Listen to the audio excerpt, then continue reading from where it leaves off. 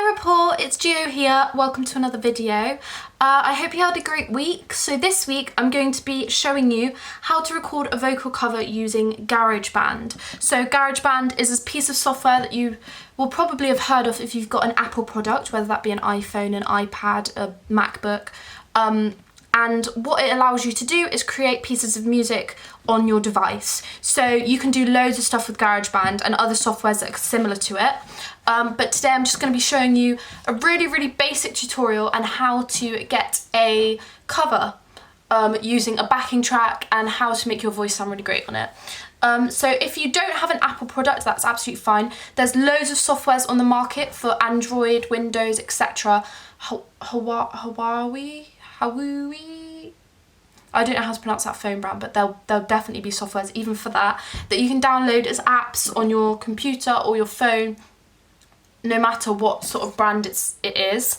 And they all work in a really similar way, so hopefully the tips I show you today should be able to translate to those things as well. But obviously if you've got an iPhone, you can get GarageBand on there, and I'm just going to be showing you how to create a little bit of music using a backing track and make your voice sound great. So to save me a little bit of time when I'm sat over at my desk, the backing track that I've used, I've got from iTunes. I think that's probably the best place to get them, but you can get MP3 tracks from websites, you can get MP3 tracks from links on YouTube videos. So sometimes people will make one and then they'll put a link in the description of where you can go to download it, things like this.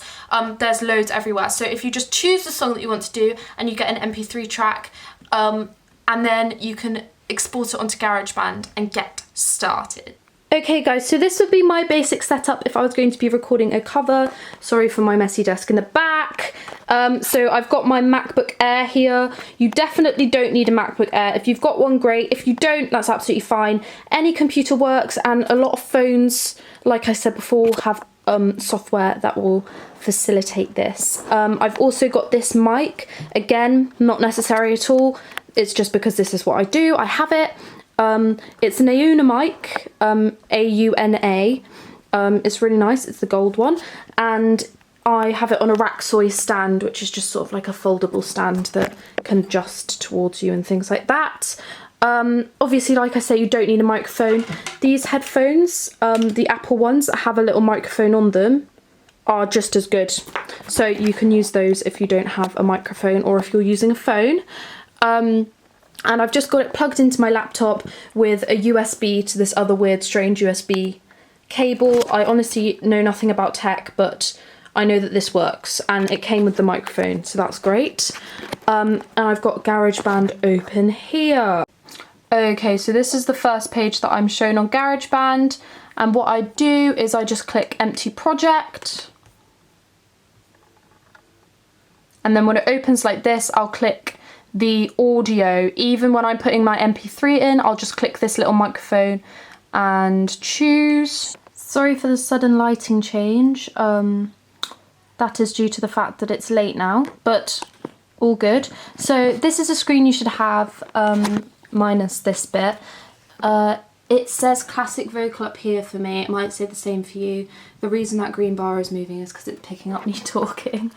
But what I'm just going to do is take from my files, I'm just going to drag and drop my track that I've downloaded, my MP3 track. So that's this. It's I Love You by Billie Eilish.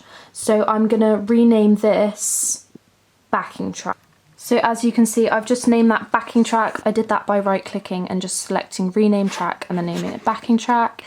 Now we need another audio file for my voice. So we're going to do the same thing. We're going to press the plus button up here and then audio with the microphone and create. And what I'm going to do is I'm going to put an effect on my voice to do the main singing. Now I do this by clicking voice, and then I like classic vocal. For a song like this, it's quite dreamy, but you can literally just click each one and hear what it sounds like.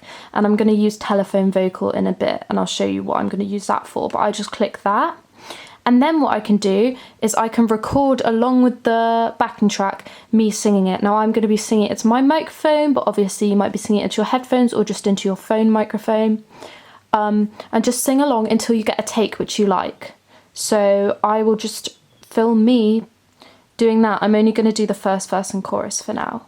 Maybe won't you take it back? Say you were trying to make me laugh, and nothing has to change today. I didn't mean to say I love you.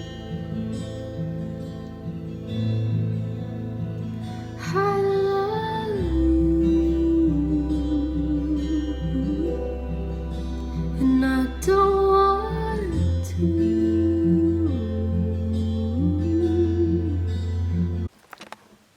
Oh, focus. Yes. Okay, so I've just done that.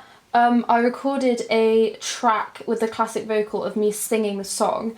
And what I've just done is I've added another vocal track by clicking the plus and then the audio button again. And I've just copied and pasted the vocal twice, and I've changed the second one to the effect of monster vocal. So if you go to experimental at the end of the vocal types, you can click monster vocal. It's basically like a low vocal, and when I'm doing songs like Billie Eilish, I quite like it because it gives it almost like an eerie feeling. It almost sounds like there's someone else singing with me, but they've got like a really weird voice. I like it, you guys might hate it, just give it a go. But yeah, copying and pasting it and adding a different effect can make it sound like there's more than one person singing, which is really great. What I'm just going to do now is I'm going to go through and I'm going to take out all of the bits of the songs where I'm just breathing just before I start. I like to leave a couple of breaths in, that's just my preference, but like for example here, we've got a big gap between when I last sing and when I sing again. So what you do is you click on it and you make the playhead go there by clicking like above it here and making the playhead go there. And then you right click and press split at playhead. And then you can use these arrows to like pull the audio either side of it. Just like that. So just do that for all of the gaps so that you don't get you breathing in the background. Okay, so I've just done that and my track looks like this now. Now what I like to do is add another audio file, so like that, and change it to a strange sort of sounding, what's it called, filter. So I like the telephone vocal. It basically just sounds like you're on a telephone. You'll hear it when I play you the song at the end. But what I like to do is change it to that and then do any ad-libby bits. So that's like oohs or like ums in that. So obviously in this song, if you know it, she goes like crying isn't like you. So those oohs I'm going to do in a different vocal technique. So I'm just going to do that now. Okay, so once you've played around with that a little bit, it's time to work on the volume. So on this side, you can see that we've got these sliders. I've set them to what I want. But what you do is you go across it and you can make them higher or lower to make the volume louder on each of the tracks. So as you can see, I've turned the monster vocal one down quite low, because I don't want it to overpower like my normal vocal. And then this one's a little bit louder. I'll probably move that down a bit actually, yeah. And what you can do, click on one of the pieces like that and click mix up the top here and press show automation. This weird thing comes up. Now if you click along one of these lines, for example here, if I click there, as you can see it's made a little circle, and then I click another one and I drag down, that's decreased all of this volume below this one. And then I can click like another one here and drag it back up again. And then that little bit there where the dot is will be quieter. So if you've got a bit in your song, I'm just gonna delete that. If you've got a bit in your song where you start singing really loudly and you just want to like lower it down a bit, so a bit where you're belting or something like that, so I've got a little bit here, you can use that to make it a little bit quieter and match with the rest of the song. So I'm just going to go through and do all my automations now, and then I will show you my little music video with the completed song.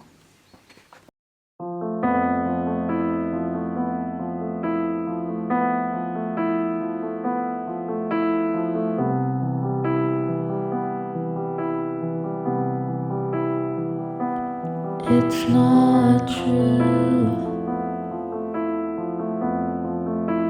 Tell me I've been lied to.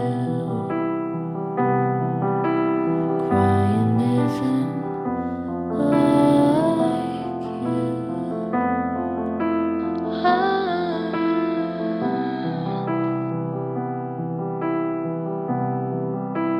What the hell did I do?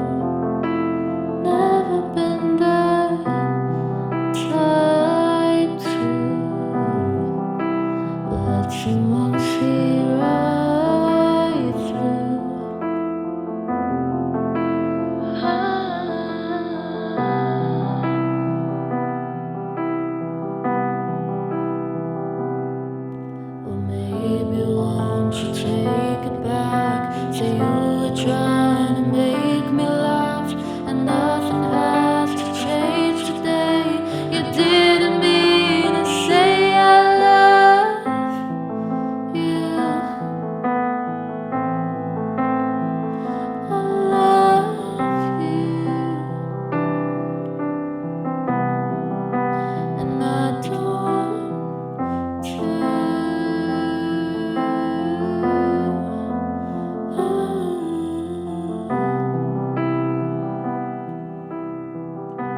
Okay guys, so that's been a really, really quick 30-minute basic song production class, I guess. If you would like me to go into a little bit more detail in this, because I know it's something that you guys are interested in, if you did find this interesting, I can definitely do other videos explaining how to record musical instruments in and little things like that, or I can go a little bit more in depth and show you how I would really produce a song if I was trying to make it really, really perfect. I can definitely do that for you. Or if you have any ideas of other things you'd like to see from me music related, I can definitely do that too. I was thinking I could do a learning to play guitar video, I could do a piano video, there's loads of different things that I could do.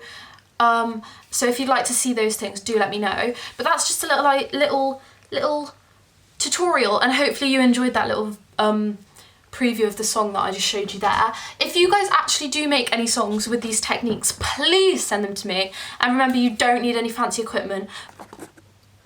My equipment is super, super basic compared to someone who's been doing this for years. So if you enjoyed this video, obviously give it a little go, and I will see you next week.